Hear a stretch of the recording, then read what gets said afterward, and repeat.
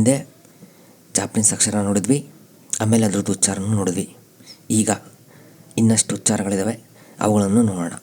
ಇಲ್ಲೇನು ಮಾಡಿದ್ದೀನಿ ಅಂದರೆ ಒಂದಿಷ್ಟು ಪದಗಳನ್ನು ತೊಗೊಂಡಿದ್ದೀನಿ ಎಡಗಡೆಗೆ, ಈ ಬ್ರ್ಯಾಕೆಟ್ ಹಾಕಿದ್ದೀನಿ ಅಲ್ಲಿಂದ. ಈಗೇನು ಮಾಡ್ತೀನಿ ಅಂದರೆ ಈ ಅಕ್ಷರ ತಲೆ ಮೇಲೆ ಬಲಗಡೆಗೆ 2 ನಾಮ ಹಾಕ್ತೀನಿ. ಈ ಥರ ಹಾಕೋದ್ರಿಂದ ಬೇರೆ ಶಬ್ದ ಆಗುತ್ತೆ. ಕ ಇದ್ದಿದ್ದು ಗ ಆಗುತ್ತೆ. ಗ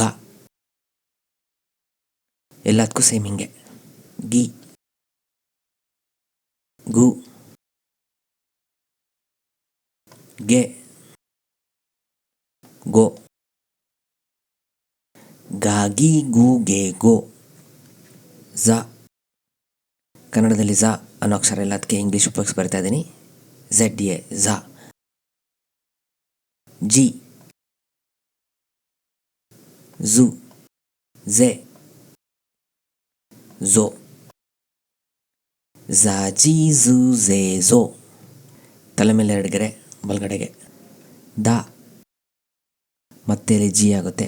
ಜಿ, ಝು, ದೆ, ದೋ. ದ, ಜಿ, ಝು, ದೆ, ದೋ.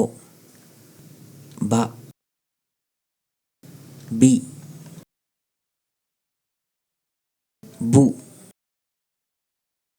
ಬೆ, ಬೋ.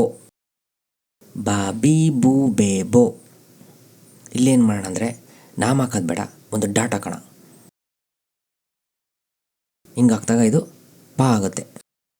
ಪ, ಪಿ, ಪು, ಪೆ, ಪೋ. ಪ, ಪಿ, ಪು, ಪೆ, ಪೋ. ಇಲ್ಲಿಗೆ ಇದು ಮುಗೀತು. ಮುಂದೆ ದೀರ್ಘಾಕ್ಷರಗಳನ್ನು ನೋಡೋಣ.